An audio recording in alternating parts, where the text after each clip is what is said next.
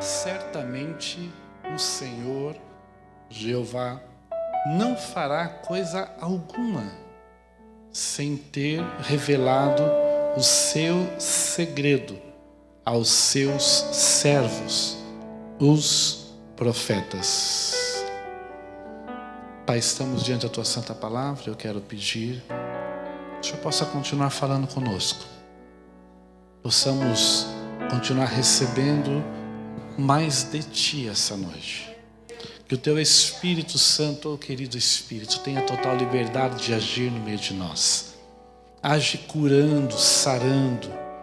Age, Senhor Deus, despertando a fé. Movimentando, Senhor Deus, segundo o Teu querer. Que possamos sair daqui essa noite, Senhor, recebendo mais de Ti, Senhor. Eu peço a Ti, Senhor, a manifestação da revelação da Tua Palavra. Em nome de Jesus. Amém. Se assente dando glórias a Deus. Eu queria falar um pouco sobre o contexto desse versículo, mas a base que eu quero usar para falar a respeito desse versículo se encontra em 2 Reis, no capítulo 6. Se você quiser abrir para acompanhar essa leitura, eu vou fazer mais uma leitura para que possamos discorrer os segredos daquele versículo que lemos. Nós vamos discorrer ele nesse texto de 2 Reis. As revelações que Deus dá, os segredos de Deus aos seus profetas. Então, 2 Reis capítulo 6, versículo 8. 2 Reis capítulo 6, versículo 8. Diz assim o texto: E o rei da Síria fazia guerra a Israel, e consultou com os seus servos, dizendo: Em tal e em tal lugar estará o meu acampamento. Mas o homem de Deus enviou ao rei de Israel, dizendo: Guarda-te de passares por tal lugar, porque os sírios desceram ali. Pelo que o rei de Israel enviou àquele lugar, de que o homem de Deus lhe falara, e de que o tinha avisado, e se guardou ali, não uma nem duas vezes. Então se turbou com esse incidente o coração do rei da Síria, e chamou os seus servos e lhe disse: Não me farei saber quem dos nossos é pelo rei de Israel? E disse um dos seus servos: Não, ó rei meu senhor, mas o profeta Eliseu, que está em Israel, faz saber ao rei de Israel as palavras que tu falas na tua câmara de dormir. E ele disse: Vai, vê onde ele está, para que eu envie e mande-o trazê-lo. E disseram-lhes, e fizeram-lhe saber, dizendo: Eis que está em Dotã. Então enviou para lá cavalos e carros e um grande exército, os quais vieram de noite e cercaram a cidade. E o moço do homem de Deus se levantou muito cedo e saiu, e eis que um exército tinha cercado a cidade com cavalos e carros. Então esse seu moço lhe disse: Ai, meu senhor, que faremos? E ele disse: Não temas, porque maiores são os que estão conosco do que os que estão com eles. Para você gravar no teu coração: não temas, porque mais são os que estão conosco dos que estão com eles. E orou Eliseu e lhe disse: Senhor, peço-te que abra os olhos para que o meu moço veja. E o Senhor abriu os olhos do moço e viu, e eis que o monte estava cheio de cavalos e carros de fogo em redor de Eliseu. E como desceram a ele, Eliseu orou ao Senhor e disse: Fere-os, peço, essa gente de cegueira. E feriu-a de cegueira conforme a palavra de Eliseu.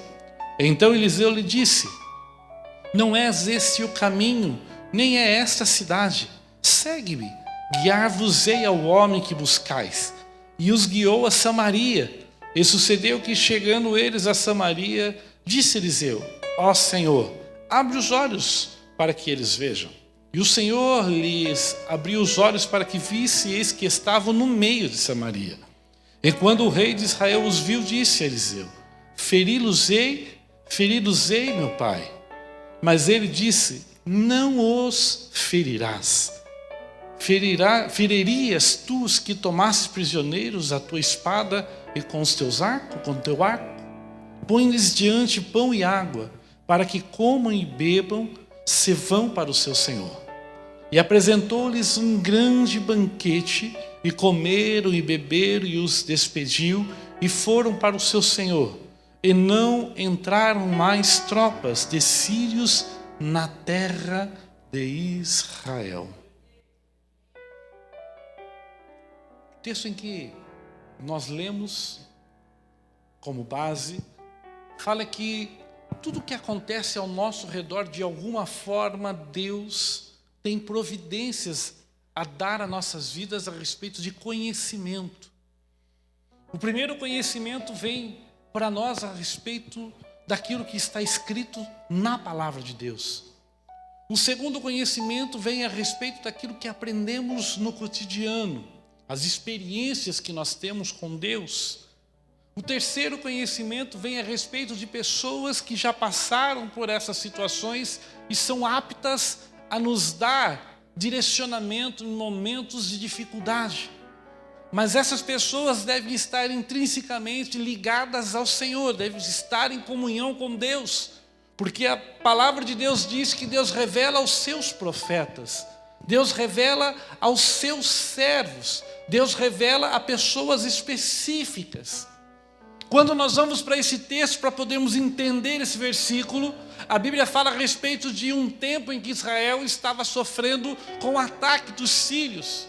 E esse ataque dos sírios não era um ataque direto, era um ataque em que eles queriam tomar o reino sul, Samaria, e eles estavam atacando pequenas cidades, pequenos lugares, pequenos vilarejos, estavam aos poucos se aproximando do império que estava em Samaria, mas eles não foram diretamente a Samaria.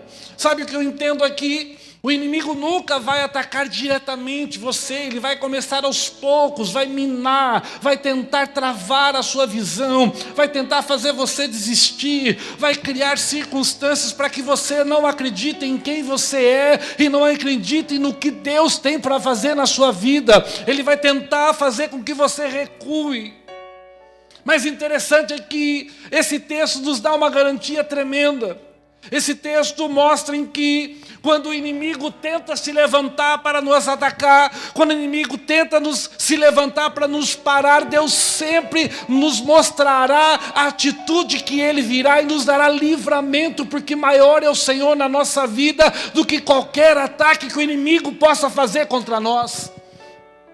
Deus nunca nos deixará sozinhos em meio a uma batalha. Deus nunca deixará de nos avisar. Deus sempre tem caminhos. O próprio Senhor Jesus e o apóstolo Paulo falaram a respeito disso, dizendo que as tentações virão sobre nós, mas Deus sempre virá com escape. Deus sempre terá um caminho no meio da tormenta. Deus sempre estará no controle. Ei, deixa eu dizer uma coisa: você pode perder as circunstâncias do controle, mas Deus continua no controle. Diga comigo assim uma vez, diga duas vezes, até entrar na minha cabeça, eu vou ouvir o pastor dizer que Deus está no controle. Está entendendo? Porque a gente ouve aqui, sai ali, vem uma situação e fala: pronto, perdeu, o barco afundou. Não vai afundar. Não vai afundar. Deus não vai deixar. Deus está no controle. Esse texto é tão maravilhoso que a Bíblia fala que toda vez que o exército da Síria tramava algo para tirar uma parte dos soldados, veja que o ataque aqui não era frontal, direto à Síria, O ataque era parar em algum lugar em emboscada e aos poucos ir matando o exército de Israel, aos poucos ir destruindo o exército de Samaria, aos poucos ir tirando a força que Israel tinha ainda naquele tempo. Era uma estratégia boa, mas ele não contava com uma coisa, que as estratégias do inimigo sempre serão frustradas, porque as estratégias que Deus tem para nós são maiores. As estratégias que o inimigo tem contra você, irmão, todas elas se frustrarão. Quanto mais o inimigo se levantar contra a tua vida, mais ele vai cair, porque a estratégia de Deus vai te pôr de pé. E a Bíblia fala que toda vez que tinha uma trama, lá vinha o profeta. E na verdade esse profeta era interessante, pastor Gilson. Ele não gostava muito de ficar falando com as pessoas, ele mandava sempre o moço. Quem não lembra de Naamã, né? Naamã, o príncipe do exército. Vai lá, Geazi, falar com ele, porque eu não vou falar com esse cara, não. Aqui também, vai lá, Geazi, fala para o rei. Deixa eu dizer uma coisa para você. Ei, não importa como Deus vai agir, escute o que Deus tem para falar. Porque muitas vezes Deus usa o seu filho, uma criança, para te alertar de uma coisa e você não quer ouvir. Porque não foi o profeta. Ei, a maior profecia já está nas tuas mãos, é a palavra de Deus. Ela é a maior profecia. E a Bíblia fala que ele enviava um moço, e o moço ia lá e dizia: olha, o profeta está dizendo, não vai por aquele lugar. Aquele lugar, se você for por lá, está tramado uma emboscada, e você vai perder parte do seu exército se você passar por aquele lugar. Não vá por ali. Não trilhe o seu caminho por ali. Porque ali há uma emboscada. Interessante é que o rei sempre equipava uma parte da tropa. Se você pegar o texto original, algumas outras traduções vai dizer que ele enviava uma tropa para avaliar aquela área. E a tropa voltava e dizia: verdadeiramente Deus revelou o ataque do inimigo. Sabe o que eu vejo aqui, irmãos? Quantas vezes Deus tem falado através dos cultos, a palavra, ou na sua própria leitura: não vá por esse caminho, e às vezes nós queremos ir. Quantas vezes Deus fala conosco, direcionando, dizendo: não faça dessa forma, porque essa forma não vai acabar bem. Deixa eu dizer algo para você: se Deus está dizendo para você não fazer de alguma forma, não faça. Seja sensível ao que a palavra de Deus diz a você. Seja sensível ao que a palavra de Deus está te ensinando. Seja sensível ao direcionamento em que Deus está dando através da tua santa palavra à sua vida. Às vezes parece difícil de ouvir, mas aqui um dos grandes segredos que o rei de Israel tem, que é um dos segredos da revelação de Deus, é sempre ouvir o que Deus tem para nos direcionar.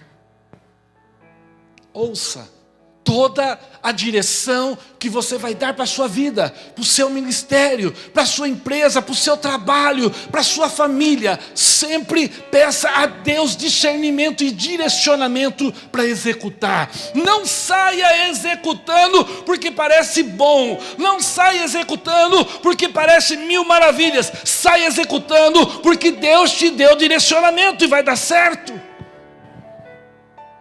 Me lembro uma vez uma pessoa que disse: pastor, está tudo caminhando para dar certo. Falei: que legal, né? Só falta uma coisa. Falei: o que falta? Tem um camarada, esse cara precisa quebrar, porque só falta isso. Você está torcendo e orando para um cara quebrar para você pegar o lugar dele. Mas está tudo certo, os orçamentos. Eu falei: não vai dar certo.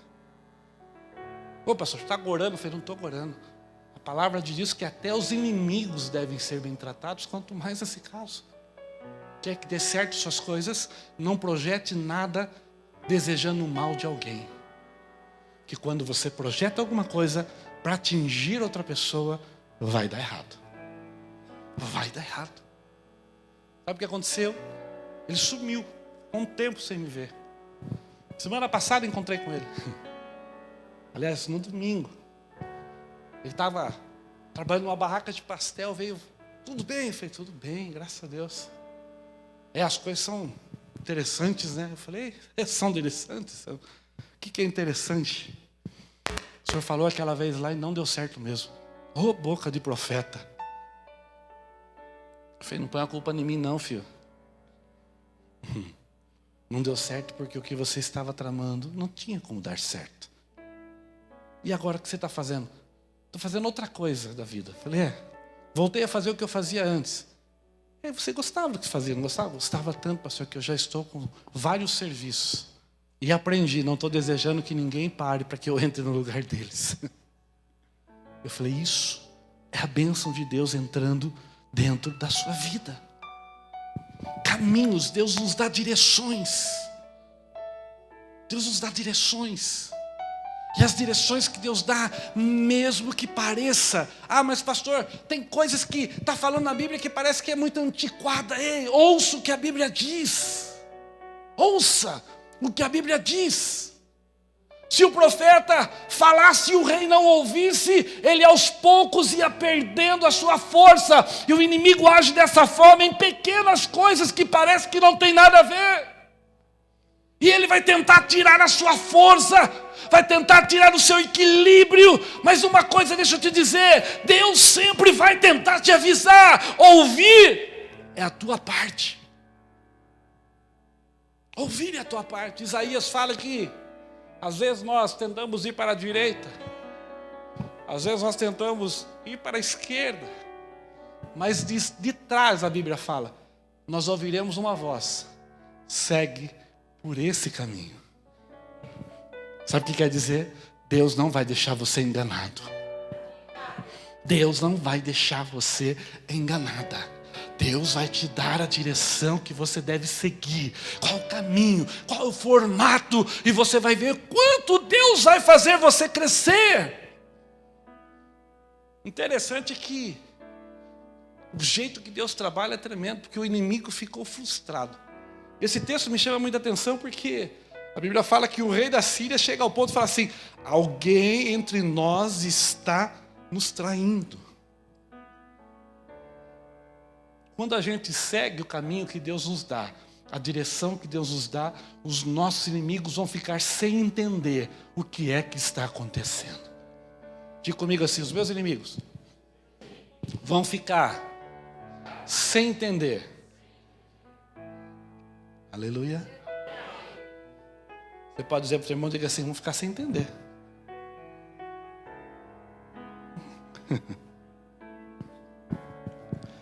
Porque maior é o Senhor na nossa vida. Maior é o Senhor na nossa vida.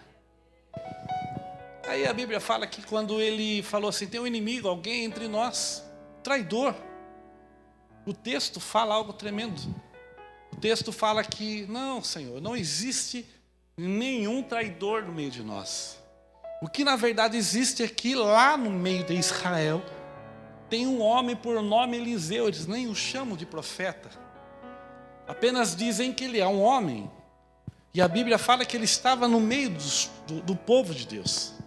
E que Deus revelava a Eliseu até mesmo o que o rei pensava quando estava no seu íntimo lugar, no seu quarto.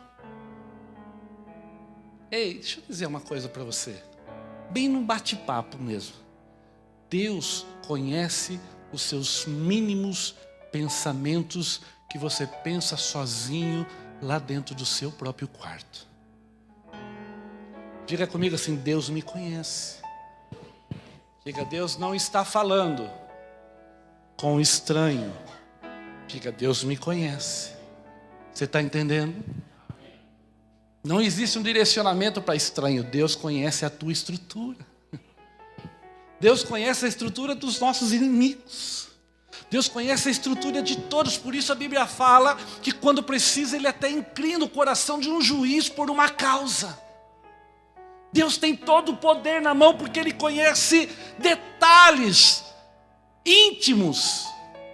E a Bíblia fala que o rei ficou sem entender e disse, não vamos, ele não, olha que a palavra dele não é vamos matar esse homem, não, ele falou, tragam ele aqui. O intuito em que o rei pensou é que, se esse cara do lado de lá faz isso, imagine do nosso lado. Traga ele para cá, vamos lá, lancemos mãos sobre ele. E você às vezes, irmãos, se subjuga, acha que você é um coitadinho. Deixa eu dizer uma coisa, a Bíblia fala que era um homem em Dotã, uma cidade que não tinha exército nenhum guardando, uma cidade simples, uma cidade que não tinha resistência alguma bélica, uma cidade inofensiva. E a Bíblia fala que o rei da Síria chamou carros, cavaleiros e um grande exército para prender um homem. Deixa eu dizer uma coisa, se você descobrir quem você é, você vai entender o medo que o inimigo tem disso. Se você descobrir o teu potencial, você vai entender por que o inimigo tanto trabalha em coisas pequenas, para você perder tempo em coisas pequenas, sendo que o que ele tem para você é coisas grandes.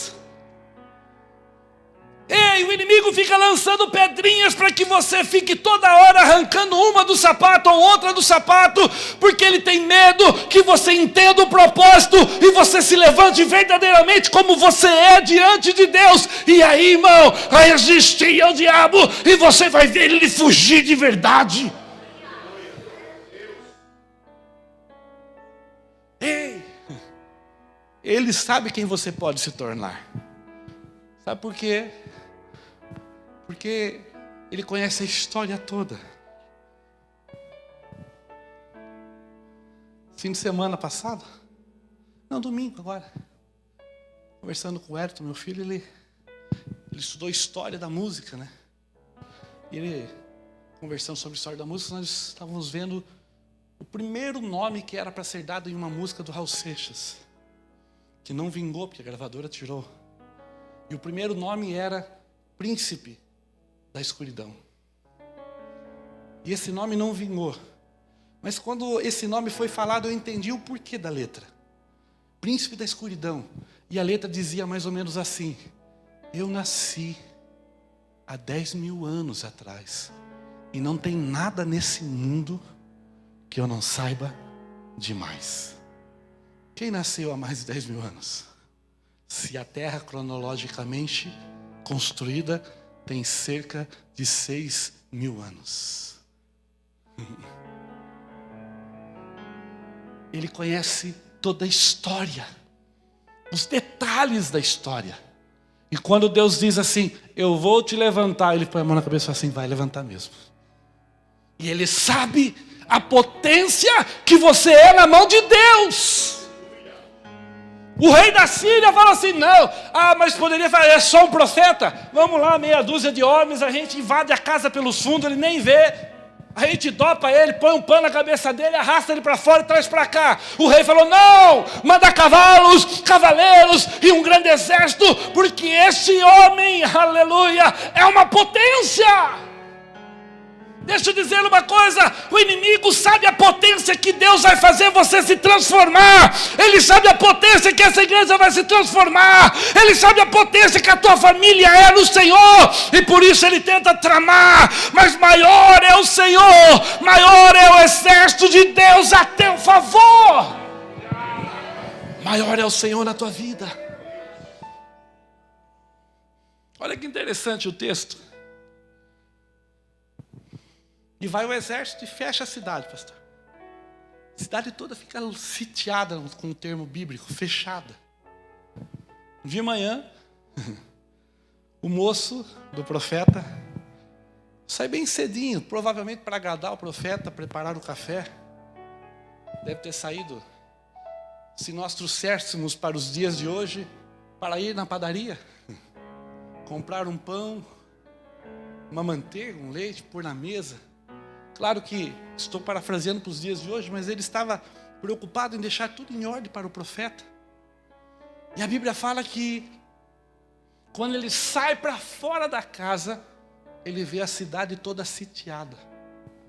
Ele volta e a primeira palavra que ele diz é um ai de desespero. A palavra dom, que são duas consoantes juntas do hebraico diz que é um ai de morte. Esse moço se viu morto. A segunda palavra era o respeito que ele tinha para o profeta. Meu Senhor, o que faremos? Apesar da angústia, apesar do ai de alguém que se via morto por conta da situação, ele ainda confiava no homem de Deus. Deixa eu dizer uma coisa para vocês, irmãos. Tem circunstâncias que vêm contra a nossa vida que nos colocam em pânico. Seja sincero, quem nunca sentiu aquele aperto, sentimento de que algo ruim vai acontecer, um negócio que você fala assim, agora, já passou por isso? Olha aí, unânime.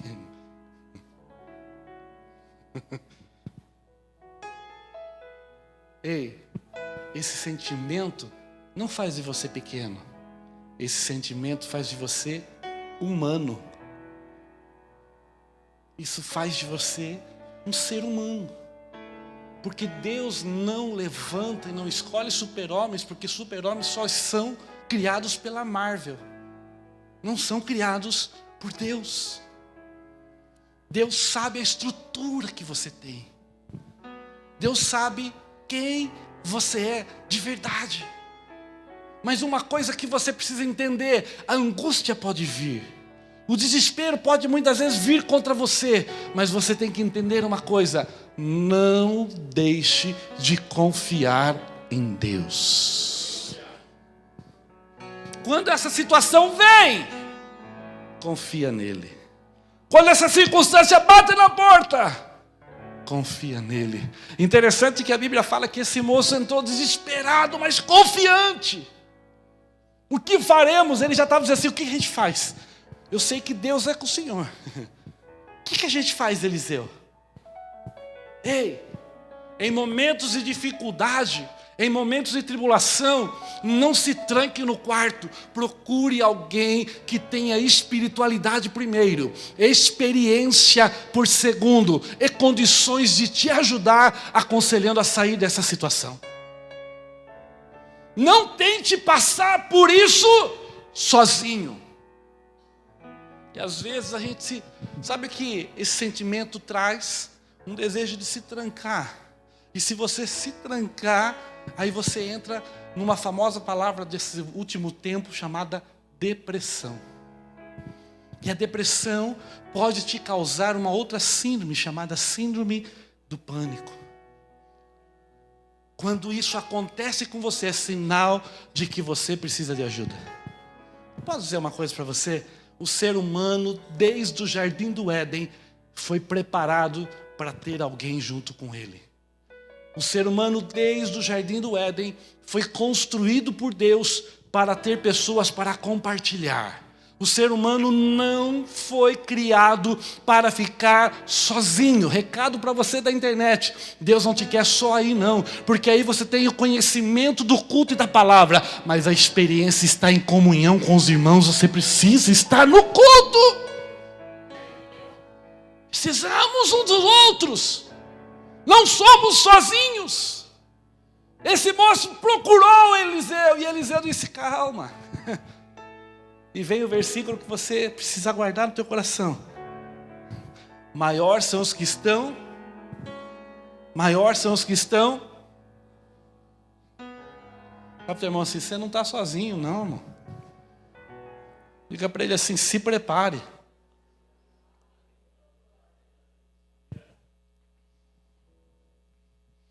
E é um aspecto interessante.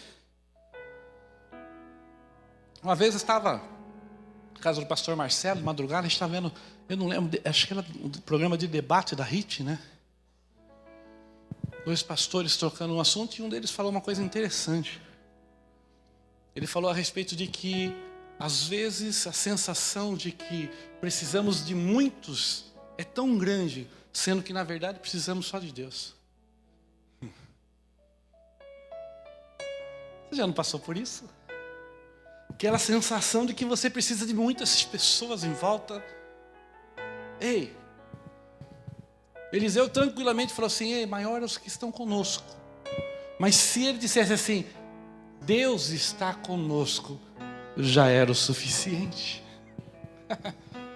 A mão no teu coração. Diga assim, o Espírito de Deus habita em mim. Diga, Ele mora em mim. Diga, os planos dEle não podem ser frustrados. Diga, operando Ele, quem impedirá? Diga, Ele está em mim. Diga, não precisa de mais nada.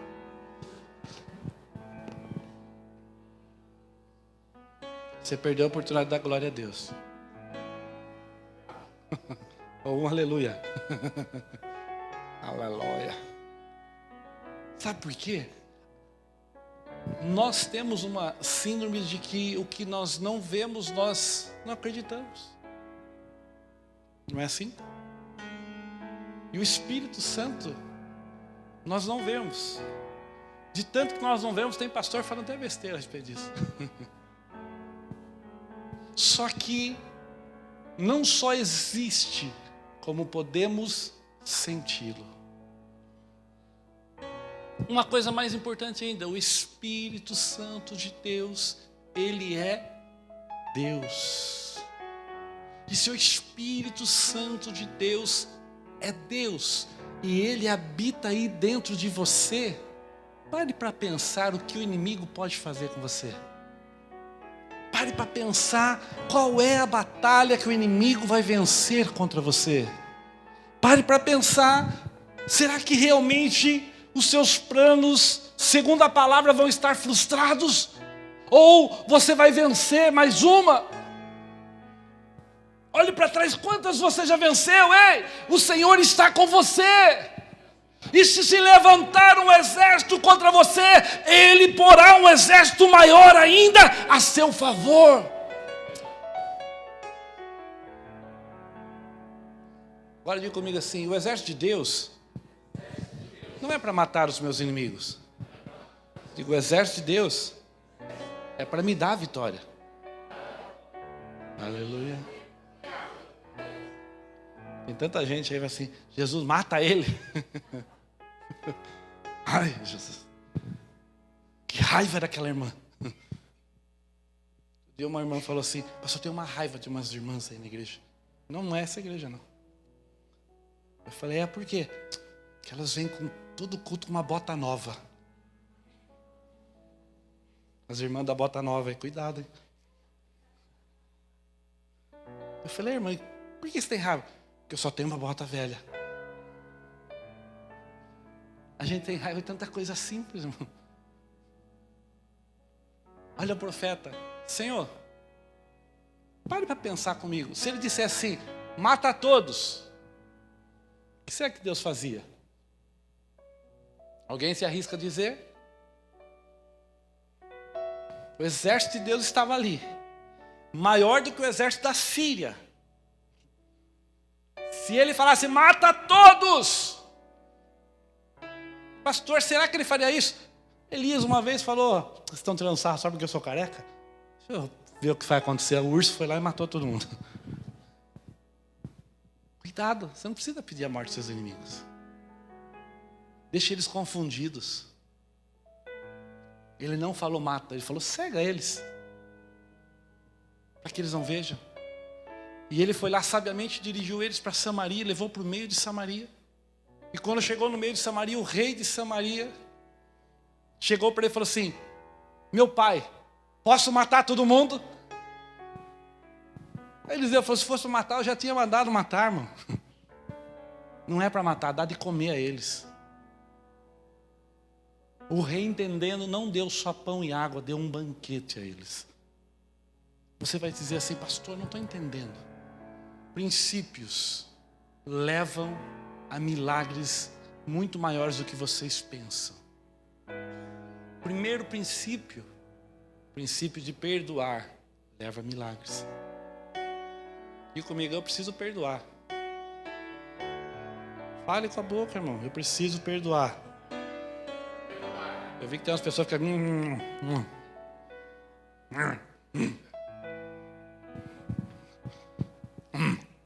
Não sai essa palavra, pastor. Acho que eu não aprendi essa palavra.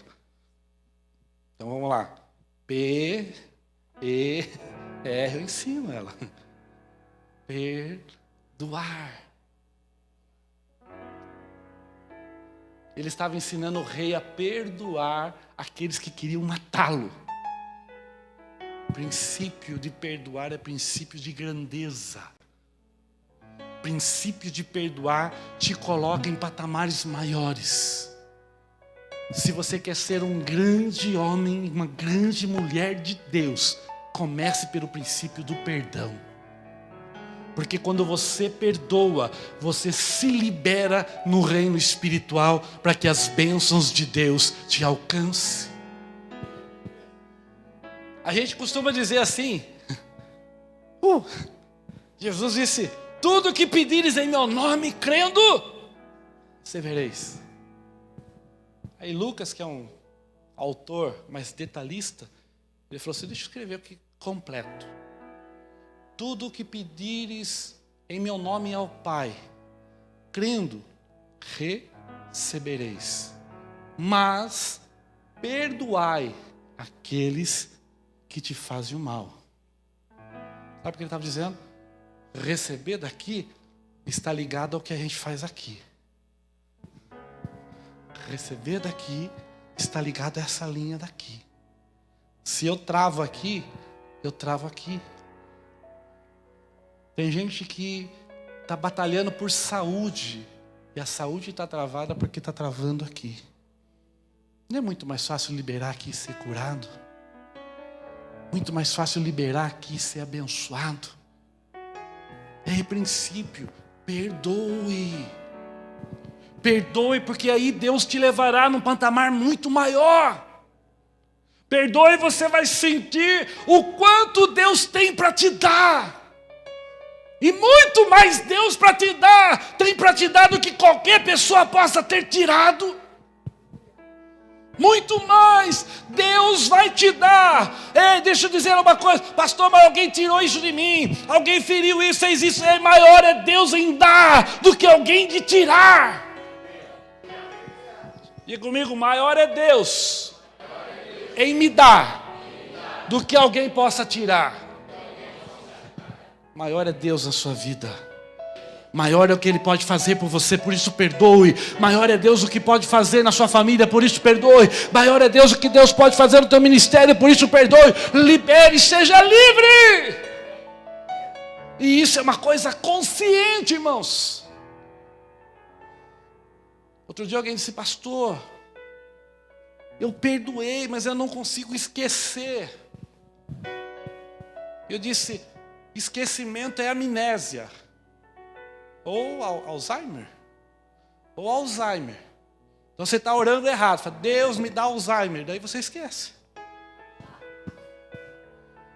Perdão não é esquecimento. Perdão é liberação de culpa. É você lembrar, mas não sentir mais nada por aquilo.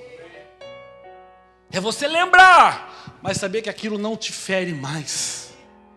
Outro dia eu dei um exemplo para os jovens e falei que o perdão e o pecado e as circunstâncias funcionam mais ou menos assim. Toda vez que alguém lhe fizer alguma coisa, você é comparado como um galho ligado à oliveira. É como se alguém viesse e colocasse um prego numa madeira. E quando você libera o perdão, o prego é arrancado da madeira. Mas a madeira fica com furo. Aí vem Jesus, carpinteiro, e vai lá e passa uma massinha, e tampa, e dá acabamento na madeira. Você vai ver que a madeira ficou perfeita. Mas você sabe que ali já foi um prego e já teve um furo. Na casa da gente é assim. Você vai lá dar aquela pintura na casa, tampa todos os buraquinhos, passa uma massa, passa uma pintura, e aí chega uma visita e olha e fala, que parede maravilhosa. Aí você fala assim, mas você não sabe quantos furos tinha aí. Assim é. A parede vai ficar boa, mas as lembranças dos furos ficam. Mas o importante é você olhar para a parede e ver que ela ficou perfeita novamente. É entender que o que Deus vai fazer na sua vida é perfeito. É entender que o que Deus tem para te dar é maior do que qualquer problema que possam ter causado para você. Então libere perdão. O segundo ensinamento dessa parte, desse texto: não retribua o mal com o mal. Tem uns irmãos no trânsito, irmão, que Jesus.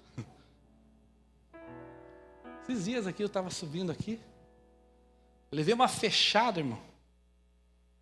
Aí quando eu parei no semáforo do lado do carro, estava com o vidro aberto, de repente o vidro era um HB20, baixou o vidro. Paz do Senhor, pastor. Paz do Senhor, irmão. Desculpa, eu estava com pressa. Ele está perdoado, irmão. Na próxima eu fecho você. Estou brincando. Está entendendo? Testemunho. Não desejo mal. Eu podia ter engatado outra marcha. Apesar que o meu carro não ia fazer isso, né? Talvez o barulho fizesse, né, pastor Marcelo? Mas chegar não ia chegar. Mas a vontade, eu vou cortar ele também. Fecho ele. Aí para os dois no semáforo.